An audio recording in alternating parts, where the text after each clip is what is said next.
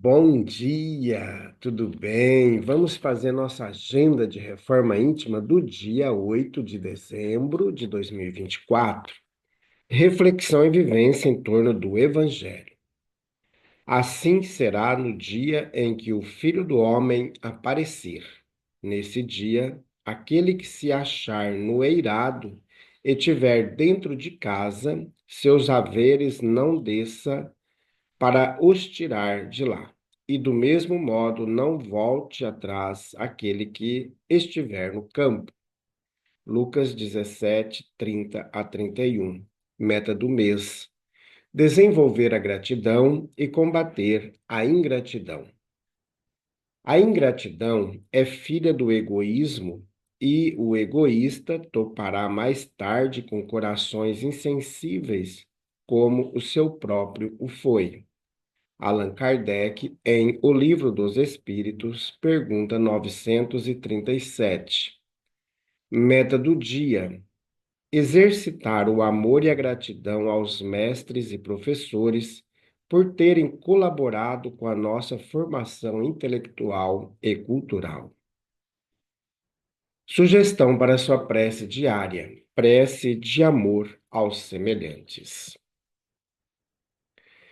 Elevemos os nossos sentimentos, os nossos pensamentos a Jesus. Bondoso Jesus, nós queremos neste instante colocar em tuas mãos todos os professores, todos aqueles que nos ajudaram, que nos instruíram desde a nossa infância até a nossa juventude. Colocamos ainda, Jesus, todos aqueles que de maneira direta ou indiretamente ainda continuam a nos ensinar. Que o seu amor possa estar com todos os educadores, todos os professores, e que esses irmãos consigam descobrir a essência de sua missão como o trabalhador do conhecimento. Fica conosco, Jesus, graças a Deus. Meus amigos, hoje, domingo, nós teremos no final da tarde, às 6 horas, o culto do Evangelho no Lar, que é transmitido para o YouTube de nossa Casa Espírita. Então, você é o nosso convidado para estar conosco nesse momento grandioso. Você quer conhecer o Espiritismo? Tem curiosidades? Quer estudar sobre Deus, sobre Jesus, entender o processo da desencarnação e da reencarnação? Então, meus amigos, em fevereiro, nós vamos iniciar uma nova turma do curso. Venha conhecer o Espiritismo. Já se programe, se prepare. Muito bem. Nós estamos estudando a obra O Evangelho por Emmanuel, Comentários às Cartas Universais e ao Apocalipse.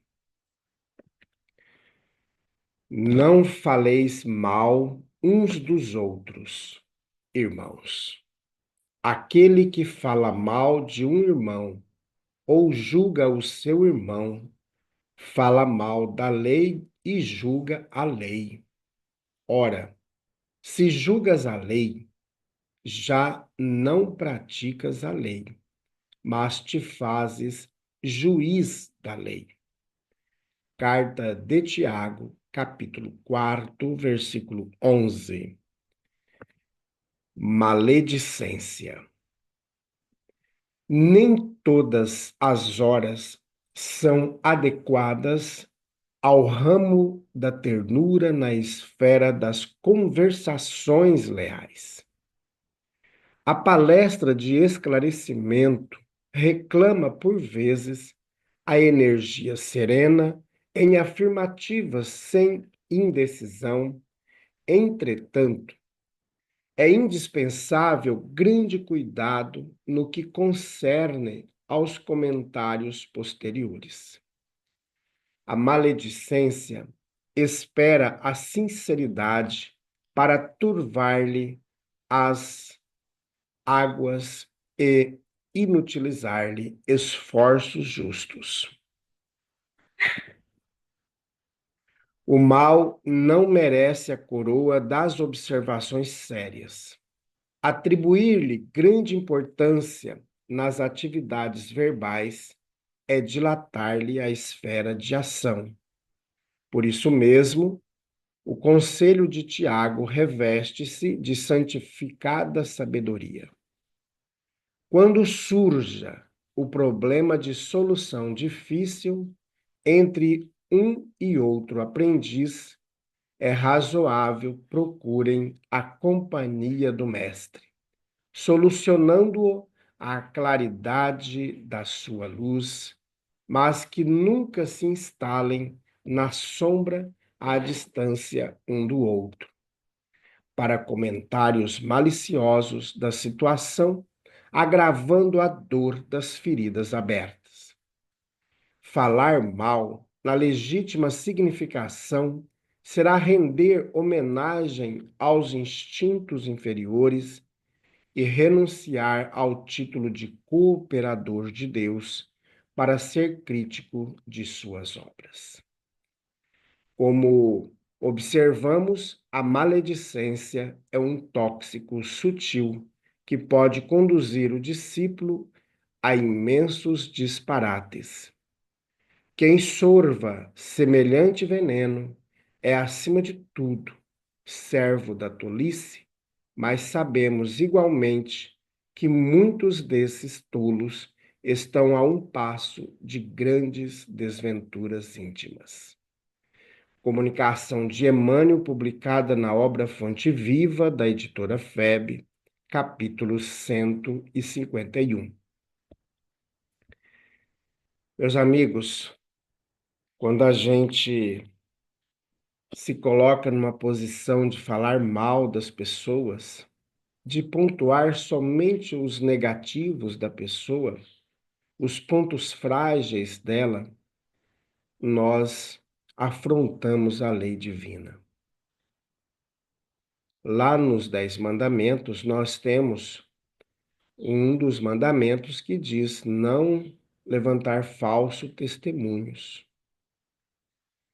Então, quando a gente se preocupa em falar mal das pessoas, causando dor, sofrimento, porque as chagas íntimas, elas são doloridas. E quando a gente escancara o problema para todo mundo ver, divulgando aquele mal da pessoa, isso traz mais sofrimento ainda, porque nós não sabemos o esforço tremendo que a pessoa faz já para poder vencer o mal que está nela. Então a gente tem que ter muita cautela quando a gente se coloca nessa situação. Como o Emmanuel nos coloca aqui, falar mal da pessoa é um valor que nós estamos dando ao que é ruim, como ele coloca, aos instintos inferiores. E olha que interessante, e renunciar ao título de cooperador de Deus, para ser crítico de suas obras. Veja que profundo essa fala de Emmanuel. Então, quando a gente se declara nessa condição de maledicente, nós estamos supervalorizando o que é mal. Ou seja, estamos criticando as obras divinas. Por isso, se temos algo a comentar sobre detalhes sobre mim ou sobre qualquer pessoa, é interessante que a gente converse com a pessoa. Primeiro, ao invés da gente sair esparramando isso pelos corredores, pelas ruas, pela internet afora. Meus amigos, uma fala mal falada vai ser muito difícil a gente reverter.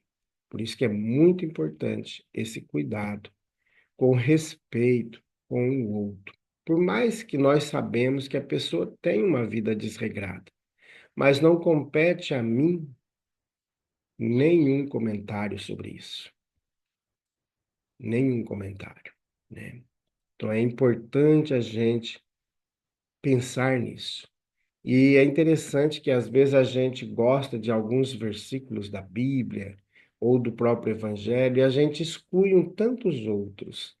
Nós sempre vamos buscar no Evangelho ou no Antigo Testamento todo aquilo que nós acreditamos. Então, aquilo que eu acredito, que eu quero balizar a minha fala, dar crédito ao que eu estou falando, então eu pego lá da Bíblia para justificar certas atitudes.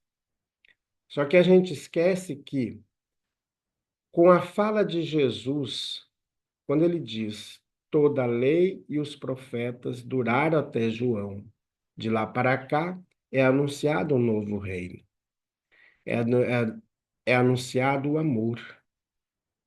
Então, as leis que existiram lá, aquelas leis civis, passou.